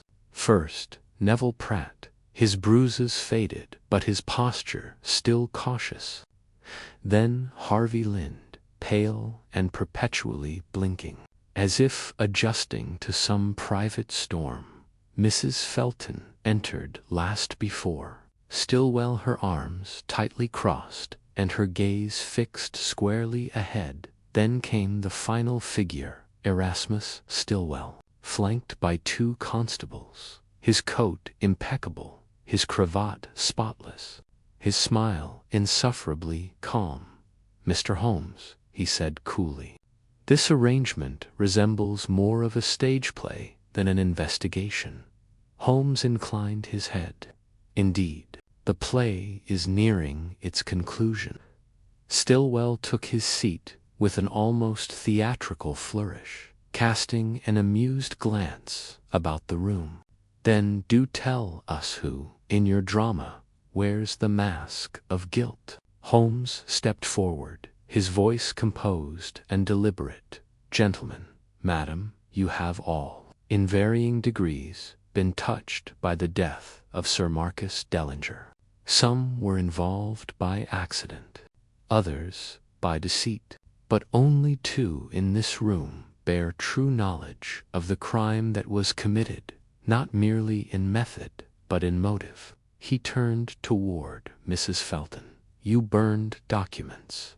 You attempted to conceal Sir Marcus's actions, not for Stillwell's benefit, but to preserve the reputation of the household, perhaps even out of loyalty to the man himself." Felton nodded, eyes downcast. "To you, Mr. Lind," Holmes continued, "you were used, pressured by Stillwell to act as a go-between. You believed it a financial arrangement, till the deaths began. Lind swallowed hard, but said nothing. Mr. Pratt, Holmes said, you were the red herring, conveniently absent during the crime, in possession of incriminating documents, yet entirely unaware of the far more dangerous dealings taking place around you. And yet, Stillwell interjected smoothly, none of these are confessions. Shall we continue guessing? Holmes turned his full gaze upon him. I never guess, Mr. Stillwell, I observe, I deduce, and I trap. He raised a hand, and Lestrade stepped forward, producing a folder. Inside was the burnt contract Pratt had hidden, now chemically restored, and a duplicate of the ledger page, with Stillwell's falsified signature. These are enough to implicate you in financial fraud, Holmes said, but not in murder. For that, we required more. We needed the accomplice. Stillwell's jaw tightened. The valet has already confessed to a portion, Holmes agreed, but not the whole. You see, someone had to stage the study. Someone had to administer the fatal wound. Someone who knew Sir Marcus's habits, his distrust of noise, his peculiar routines. Someone who could operate in silence. Holmes paused, then turned not to Stillwell, but to Mrs. Felton. Her breath caught. You told us you heard the cough, Holmes said gently. But you didn't say whether it came before or after the crime. She stared at him, stricken. Because it came after, Holmes said. And it wasn't a signal. It was a warning. Stillwell rose, fury now rising through his mask. Enough of this. Holmes pointed a finger. You betrayed your own accomplice. You told Harper to silence Weller. Then you tried to do the same to Pratt. But Mrs. Felton, she came to you willingly. You told her it was for the good of the firm, that it would end quickly, that no blood would be spilled. Holmes's voice hardened. But Sir Marcus fought back, didn't he? He refused at the last moment. And you cowered, that you reused the very tools she gave you to end his life. The room had gone still as stone. Stillwell took a step forward. You have no evidence. Holmes held up a gloved hand. But I do. We recovered the original ledger entries from the chimney, flue hidden behind the ash grate. They bear your initials, your handwriting. But more than that, Mrs. Felton, who believed she was destroying them, retained a page. Out of guilt, or perhaps fear. All eyes turned to her. She rose slowly, trembling, and produced a folded sheet from her coat. I couldn't burn it, she said softly. It was the last letter Sir Marcus ever wrote. Lestrade moved swiftly, taking the paper. Holmes nodded. And with that, your silence ends. Stillwell lunged, but was restrained by the two constables. His facade collapsed utterly, then replaced not with madness, but with something more telling, humiliation. Back at Baker Street, Holmes stood once more at the window, watching the fog descend with its usual patience. You risked much. Calling them all together, I said. I gave Stillwell an illusion of control, Holmes replied. The bait he could not resist. And he brought himself to the gallows in attempting to maintain it. He paused. There's only one thing I regret. That Sir Marcus ever compromised with Stillwell at all. Had he come forward sooner, the silence might have broken before the blood was spilled. But then, I said, we would have had no case to solve. Holmes looked out into the night, and no cough to unravel. Chapter 12. The moment of recognition. The events of that evening. Stillwell's exposure. Felton's quiet collapse, the revealing of the final document, lingered with a peculiar sharpness in my mind, like a half-remembered dream whose significance struck only in waking. But for Holmes, there was no haze. There never was. He had already moved past the theater of confession, past the gallery of suspects, and stood now before the deeper question that had plagued him since the case's beginning.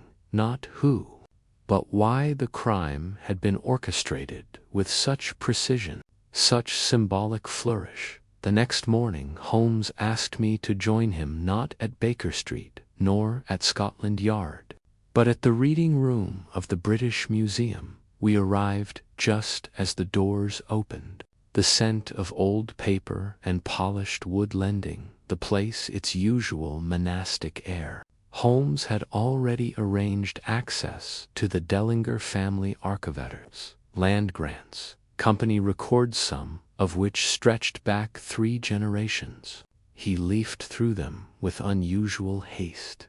"Stillwell wasn't after money, Watson," he said, scanning one thick volume. "He had it. Nor was this about vengeance. He barely knew Dellinger personally.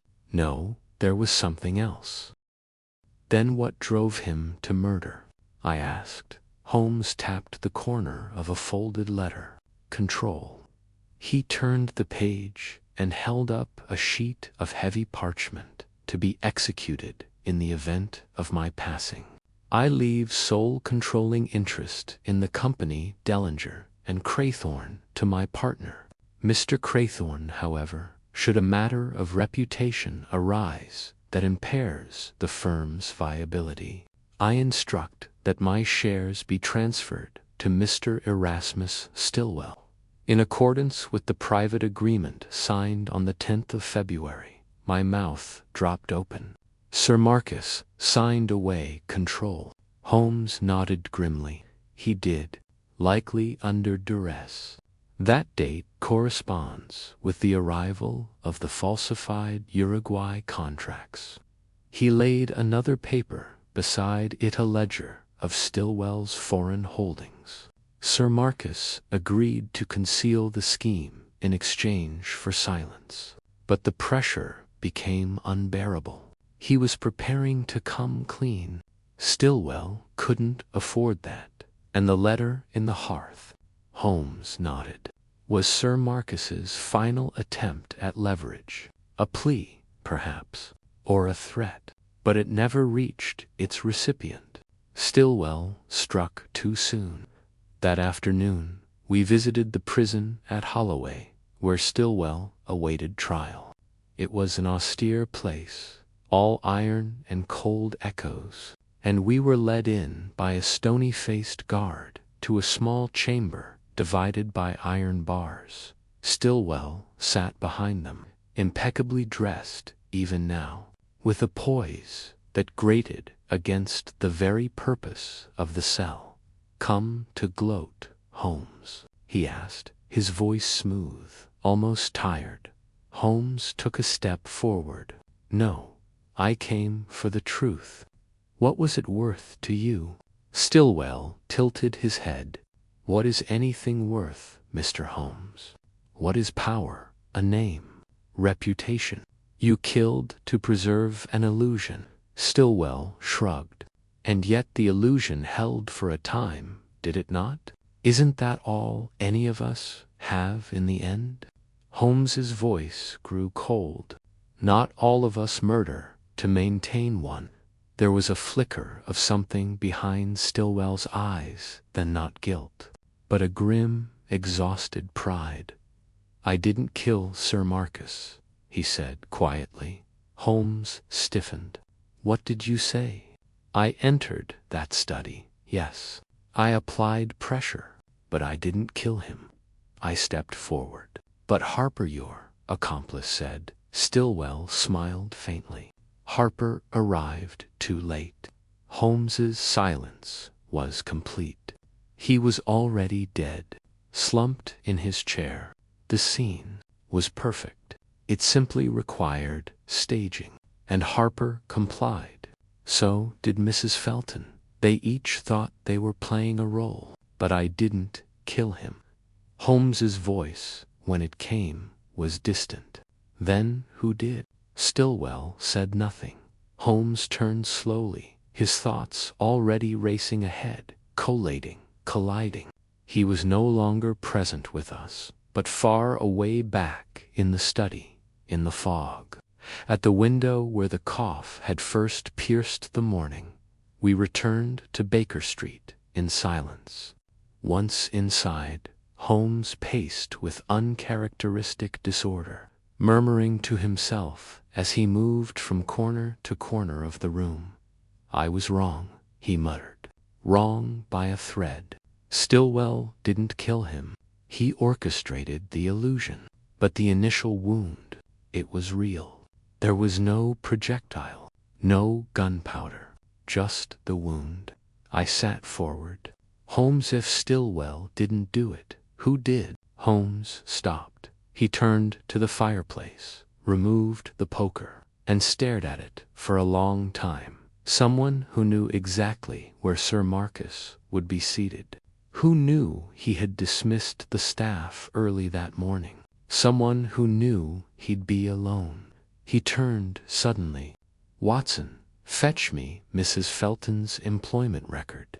Within moments, I had retrieved the file from the cabinet where Holmes had kept our notes.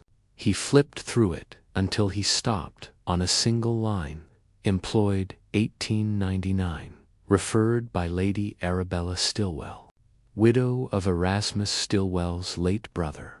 Holmes's eyes went wide. "She was family," he whispered, "not merely loyal to the house. She was Erasmus Stillwell's sister-in-law." The final revelation came not with a bang, but with the weary collapse of a woman burdened by too many secrets. Mrs. Felton was arrested that evening. In her confession, she admitted it all: the pressure from Stillwell, the despair in Sir Marcus's eyes, the rising fear that everything would collapse. But what drove her to act was not malice. It was a warped sense of mercy. She had known Sir Marcus for decades. He had grown frail, paranoid, broken under the weight of deceit. When he threatened to expose Stillwell and bring scandal to the family, her family, she acted. He asked me. She wept in the yard. He said it would be easier this way. No trial, no shame. Holmes left the room quietly. That night we sat in silence. The case was solved, but not neatly. "Do you believe her?" I asked. Holmes stared into the fire. "Yes, but that doesn't make it just." "And the cough," Holmes exhaled. "That was Harper, arriving late, attempting to summon Stillwell." He paused, then added, "In the end, the cough told the truth, Watson. It simply took time to understand its meaning." Chapter 13. The Final Attempt to Escape Them. Morning after Mrs. Felton's confession brought a queer stillness to Baker Street.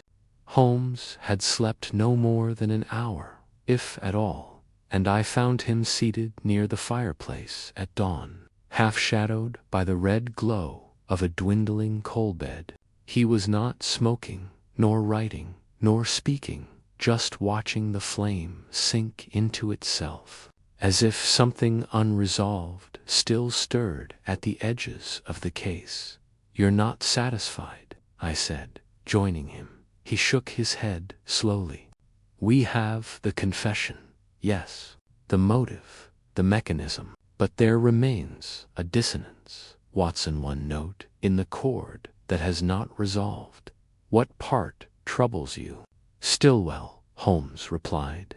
"The man is many things, cold, calculating, devoid of remorse, but there's something in his admission that struck me. He didn't seem relieved. He seemed unfinished." Later that morning, Lestrade arrived at our door with a fresh dispatch. "We've moved Mrs. Felton to Holloway," he said, brushing rain from his shoulders. Stillwell's arraignment is scheduled for Monday. He's been kept isolated, heavily guarded. Nothing out of order. Holmes nodded, but his fingers tapped restlessly on the arm of his chair. And yet, he said slowly, I would ask you, Lestrade, who brings his meals. The inspector blinked. Standard wardens. Why? Holmes stood abruptly. Because, if I were Erasmus Stillwell, and I saw every contingency fail, every accomplice exposed, every mask removed, I would not wait for the gallows. I would write my own conclusion. At Holloway Prison, we were admitted without delay. Lestrade's influence and Holmes's reputation overrode the usual procedures. A guard escorted us through the damp corridor toward Stillwell's cell. Holmes walked briskly, his coat flaring with each stride. Has he received any visitors? No, said the guard. None. And his food? Delivered an hour ago. Holmes stopped. By whom? Turnkey Harris. Take me to him, Holmes snapped. The man led us to a side office where a bored-looking officer sat flipping through the Daily Chronicle. Holmes didn't pause. You delivered Stillwell's tray this morning. Harris looked up, confused. Yes. Why? Holmes stepped forward. Where did you leave it? Slid it in through the hatch. He didn't speak. Holmes spun. Lestrade, his cell.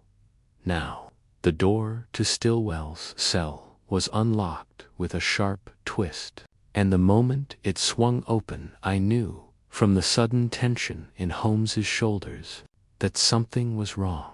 Stillwell lay in his cot, unmoving, one arm draped over his chest, the other dangling slightly off the edge.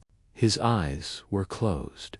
The tray of untouched food rested near the wall, and beside it, a broken feather pen and an open book. Holmes strode forward. Watson.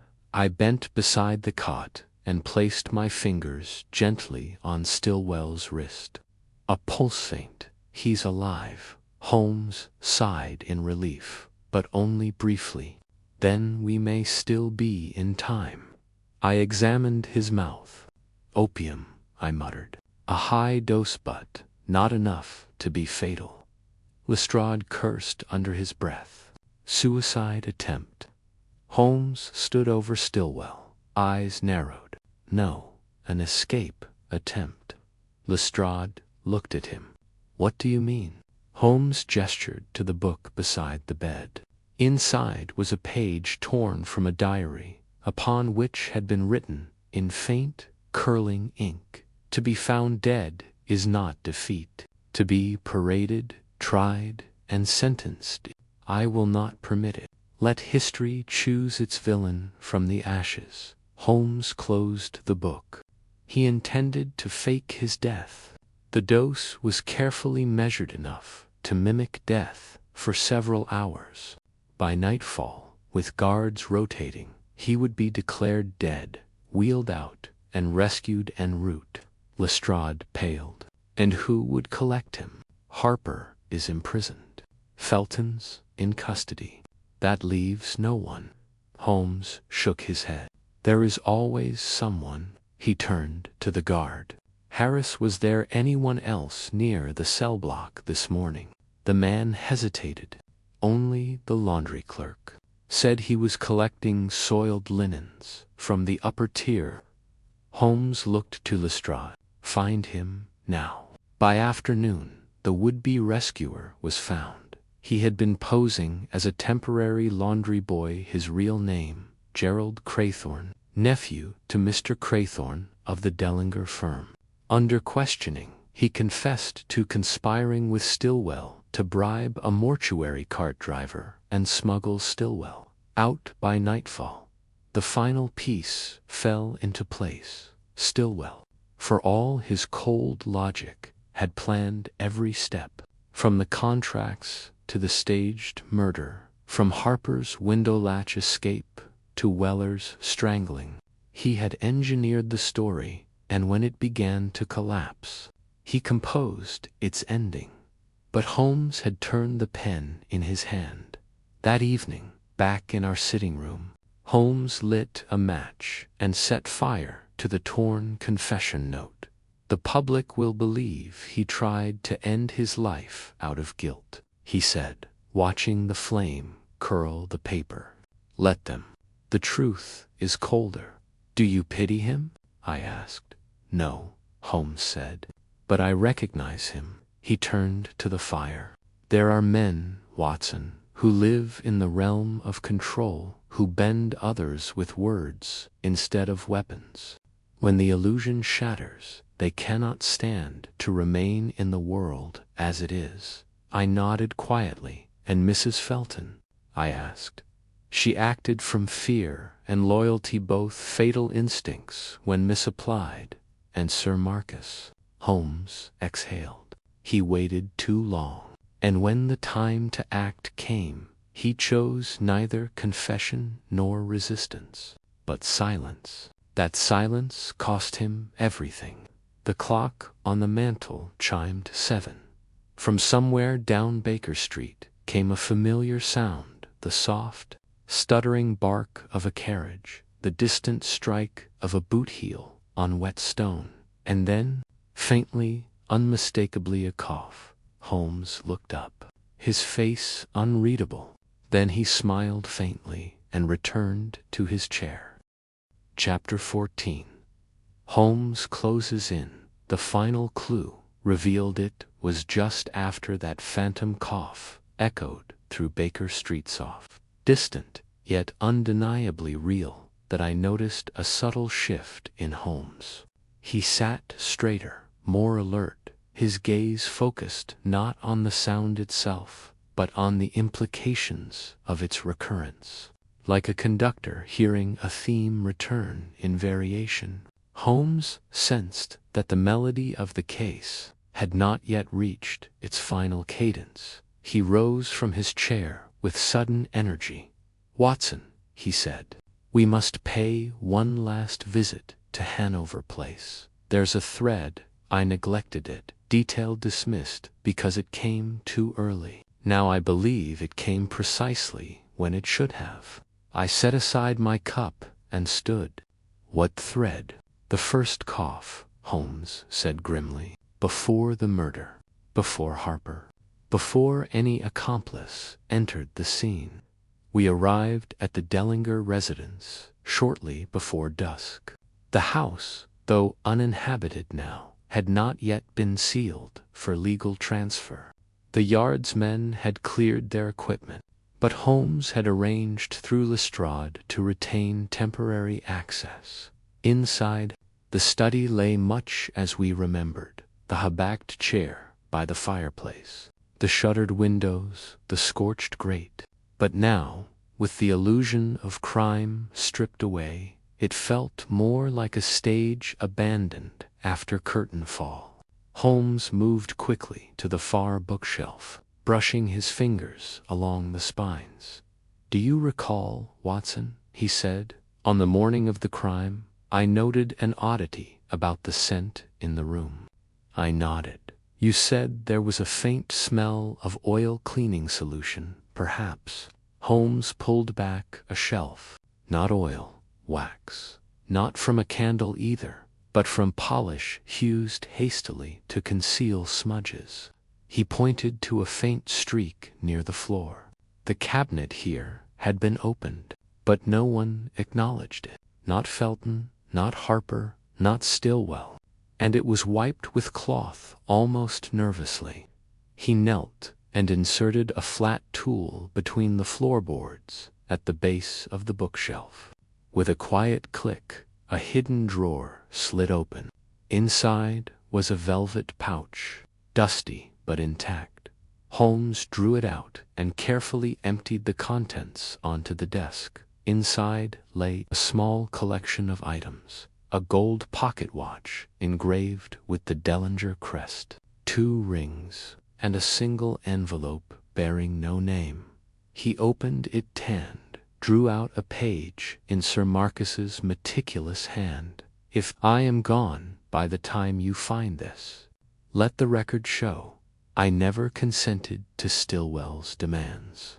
The signature on the contract was forged. He has a man on the inside. I do not know who. I suspect even Felton is no longer trustworthy. The only one I have told is Neville. He may not understand the danger, but he is clean. If I fall, tell him the truth. MDI stared at the paper. Then the original forgeress Stillwell's contract was never approved by Sir Marcus. It was a ruse from the beginning. Holmes nodded. Stillwell needed to control Dellinger.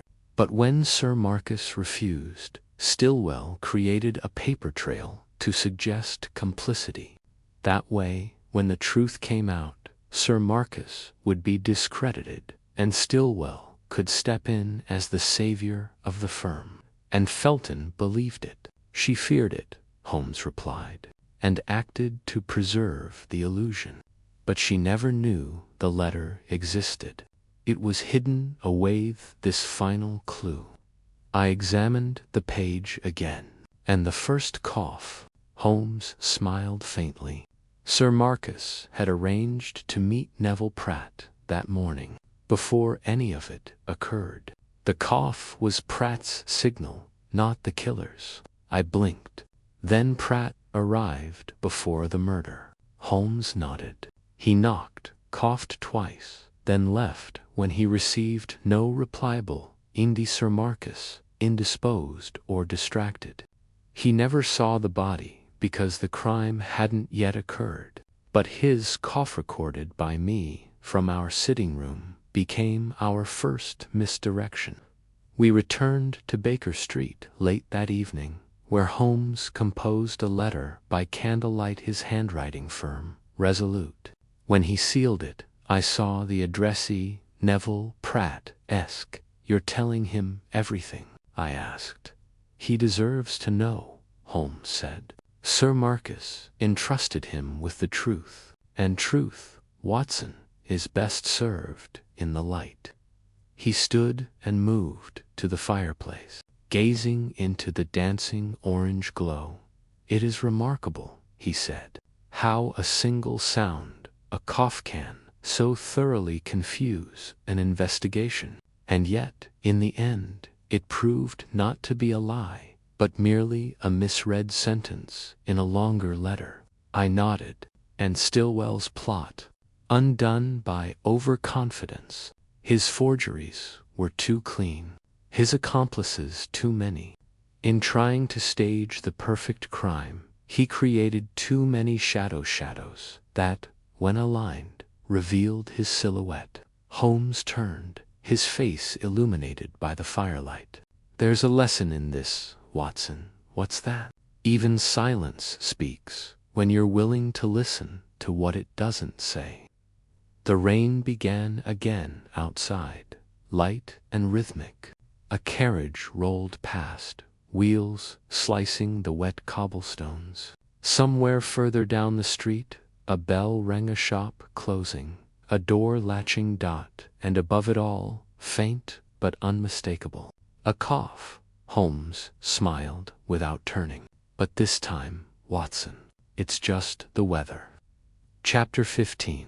The final gathering. It was the following evening, damp and wind-tossed, when Holmes requested that I accompany him to one final assembly, an unofficial gathering, not in a courtroom or police station, but once more in the study at Hanover Place. This time, however, there was no threat of violence, no accomplices hidden behind masks.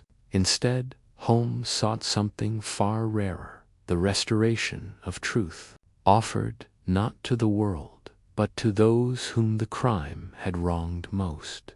As we approached the Dellinger home, I asked, "Who exactly will be there?" "Those still standing, Watson," Holmes said, his voice soft, "and those left in the crime's wake." Inside, the great house stood unchanged, though the silence now felt gentler, less suffocating. The lamps glowed steadily, No shadows danced upon the shelves. And yet, as Holmes moved to stand once more at the fireplace, it felt uncannily like the closing scene of a long and painful act. Present in the room were Mr. Craythorne, Sir Marcus's business partner, Neville Pratt, pale but upright, Harvey Lind, subdued, and Mrs. Arabella Stilwell, widow to Erasmus's late brother. She had arrived wearing full mourning, her eyes unreadable beneath the veil. Mrs. Felton, though absent in body still held in Holloway, was very much present in the narrative. Holmes was about to reconstruct. Holmes took his time before speaking. When he did, it was not with drama, but with calm authority. "Ladies and gentlemen," he said, "you are here not as suspects, but as witnesses to the truth, and to the consequences of fear." He paced once before the hearth, then turned. "The man you knew as Sir Marcus Dellinger was, in the end, a conflicted figure, misled, threatened, and overwhelmed by the weight of legacy and expectation. In his final days, he sought to correct a fraud he never consented to, but he trusted too few and feared too many." He gestured to Pratt. "You, Mr. Pratt, were more loyal than he ever knew. The letter he left for you hidden in the study makes that plain. You were the one person he believed might carry forward the truth." Pratt blinked rapidly, shoulders tightening. Holmes continued, "To Mr. Lind I say only this: you were manipulated, not out of malice, but necessity. Stillwell needed an intermediary, and you served that purpose. But you did not kill, and that distinction must be honored." Lind gave a faint nod, too ashamed for words. Holmes turned next to Arabella Stilwell. "Madam, your name was never mentioned during our investigation, and yet you recommended Mrs. Felton for service here. Did you know of her loyalty to Erasmus?" She spoke at last, her voice dry, brittle. "I knew they were close. After my husband's death, she helped manage the family correspondence. Erasmus trusted her. Too much, perhaps." Holmes nodded slowly. "She believed she was preserving your family's name, but she was drawn into a shadow deeper than she could manage." Craythorne, who had remained silent until now, rose slightly from his chair. "What of the firm?" he asked.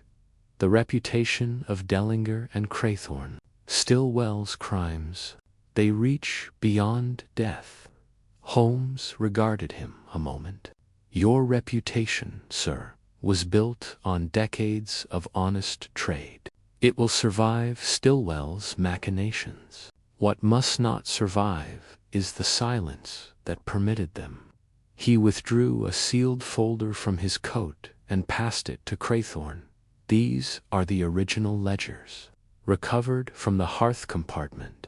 Alongside them is Sir Marcus's final declaration, in his own hand, affirming that the forged contract was never authorized." Craythorne accepted the papers with quiet reverence. "This will clear him," he said softly, "publicly."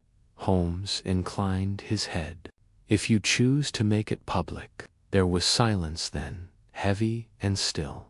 It was Arabella who broke it. "And what of Mrs. Felton?" Holmes looked away for a moment, his gaze flickering to the fireplace. "She believed she was ending Marcus's pain. In truth, she preserved Stillwell's influence, one day too long. That day cost Timothy Weller his life, and nearly claimed Mr. Pratt's as well." Arabella's face tightened behind her veil. "She will face justice. She will face truth," Holmes replied, "which is the beginning of justice." After the meeting concluded, Holmes lingered in the study, while the others departed one by one. I waited with him in silence until the last footsteps faded down the hall. He moved to Sir Marcus's desk, now stripped of secrecy, and ran his fingers gently along its edge. "I do not often pity the dead," he said, "but Marcus Dellinger, he was a man trapped." "In what way?" I asked. "In the space between cowardice and courage. He waited too long to speak, but too early to survive. He tried to fix the ledger without facing its author. He turned to me, eyes clear. But in the end, his letter spoke louder than his silence." Outside, the fog had lifted as we walked back toward Baker Street beneath a canopy of gaslight and bare branches. I glanced at Holmes. "You think the truth will bring closure?" "Truth rarely brings closure," he said. "It brings completion. The difference is subtle but essential." And the cough. He smiled faintly.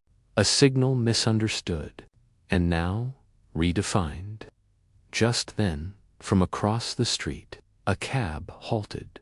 The driver coughed once, then twice and flicked the reins. Holmes turned to me. "Twice, Watson, as it always was." Chapter 16. The Reveal.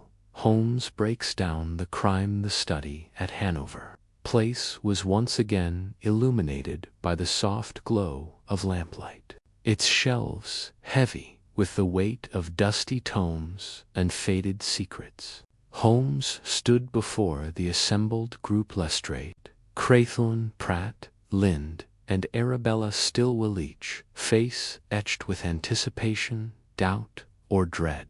The time had come for the final unveiling.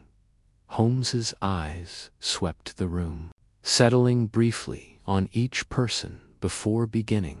"Ladies and gentlemen, this has been a case of layers, of shadows cast not only by deceit but by silence.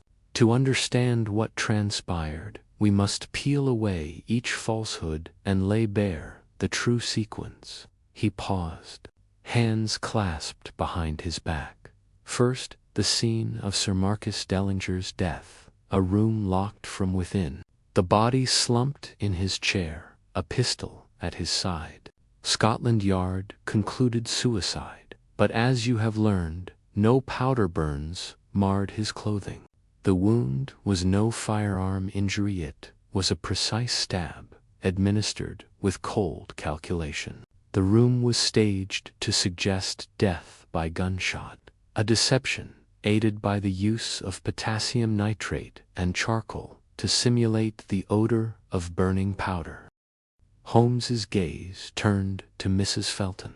"You, madam, attempted to preserve the family's honor by destroying incriminating letters, but in doing so, you became entangled in the web woven by Mr. Stilwell." He then addressed Stilwell directly.